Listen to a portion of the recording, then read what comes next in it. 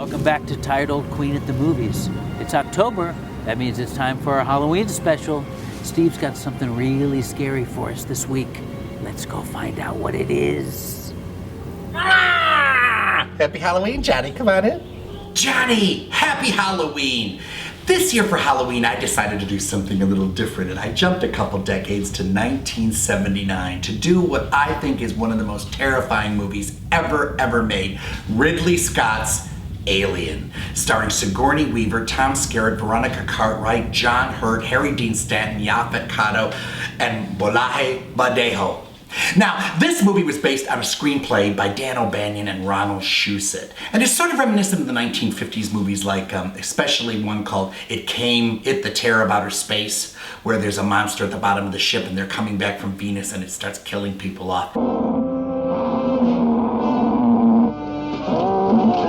It starts out in the future, and it's on a ship called the Nostromo, which they kind of based after Joseph Conrad's novel.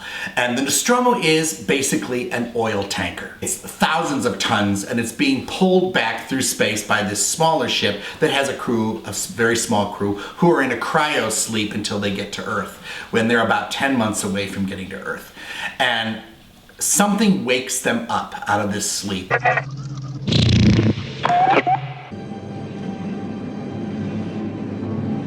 Turns out that they have to answer any distress call that they hear. But this is a commercial ship, not a rescue ship. And they've got a distress call from a small planet. So they head off and they go down to the planet to do a little exploration and find out what this is about. Sigourney Weaver, who's the first officer, is very suspicious about this. And she starts investigating, and she says to Ian Holm, who's the medical officer, Mother's deciphered part of it. It doesn't look like an SOS. Well, what is it then? Well, it looks like a warning. By that time, the three people who have set out, John Hurt, Veronica Cartwright, and Tom Skerritt, who's the captain, have come upon an alien ship. It's so cool. The whole design of the movie was done by this Swiss artist, H.R. Giger, who's a surrealist. And he does a lot of sculptures and paintings about machinery and sexuality. It's a very sexual ship. The entrance to the ship looks like vaginas. There's a lot of like penis references. This thing is very sexual. What the hell is this? They go into this ship and they find this mummified alien from years ago, and it has a hole in its chest, and then they find this other hole, and John Hurt goes down into it, and there's all these pods that look like eggs, and they're all moving on the inside when he examines them. He leans over one and it opens up like this and attaches to his face. So they have to go back to the ship, but when they get back to the ship, Sigourney Weaver says, "What's the matter with him?" Something has attached itself to him. We have to get him to the infirmary right away.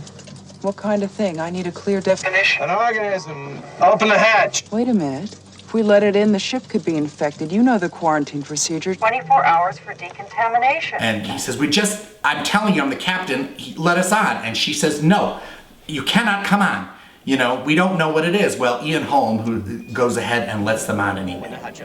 So they cut the helmet off John Hurt, and when they remove it, he's got this thing on his face. It sort of looks like a crab spider claw. It's got fingers around holding it onto its head.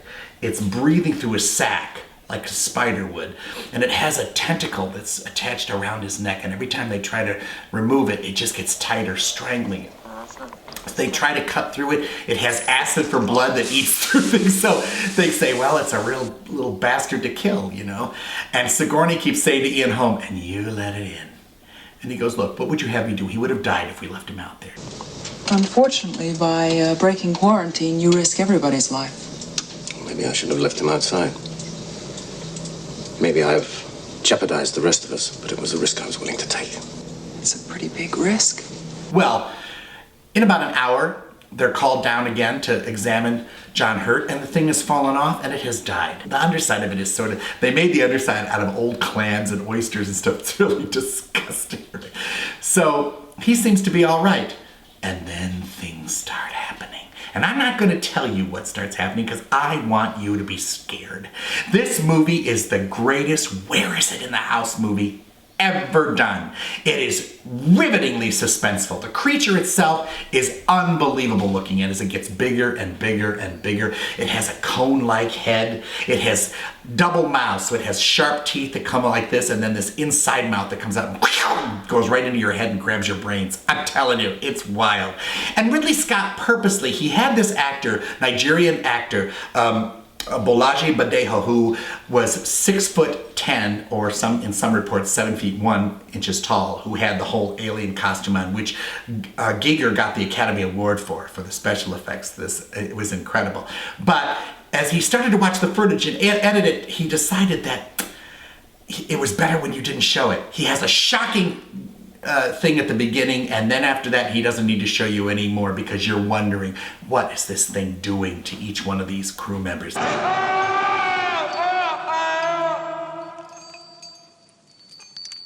Gradually, they're all getting picked off. The set is so creepy. It's got all these things hanging up and down, all these chains and water and things. It's one of the most atmospheric movies I've ever seen. It has a gorgeous, sumptuous score by Jerry Goldsmith. It's sort of romantic and eerie. Na na na na na na na na na na na na na. It just sticks in the back of your head. And Ridley Scott didn't use all of Jerry Goldsmith's music originally, and later said he wished that he had. And in their latest one, Alien Covenant, they used Jerry Goldsmith's score through that whole movie, and he didn't even give it credit. It doesn't matter. I'm not going to go into it.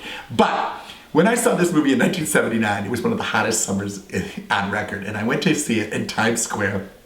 And it was during this afternoon, and there was this, I had to, go to the bathroom, so I went down in this creepy old theater, and the lights were kind of going on and off, and water was dripping, and it had these great big marble urinals that looked just like they came out of the set for Alien, and I'm standing there scared to death, trying to go to the bathroom, and I hear somebody coming down the marble steps, and as I turn and look, that person's at the other urinal at the other end, and he turns and looks at the same time, and it's this very famous actor, and I went, whoa, and he went, whoa, and the two of us, he said, scary, huh? And I said, yes.